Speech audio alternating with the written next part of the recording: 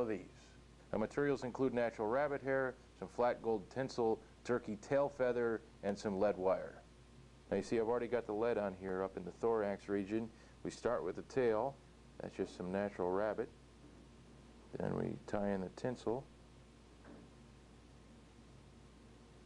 There's all sorts of ways to dub material, but this is the easiest way for me. Simply wrap it on there as tight as we can get it, right up to the lid.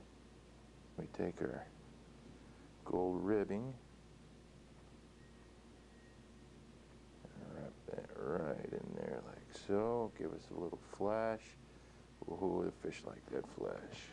And now we need our wing casing. Take some of our turkey here, tie it in here right on top of the hook, and we continue with the rabbit. Dub it on here again. We need a little more. Bingo. And we take the wing casing, fold it right over the top, tie it down, build us a little head on there.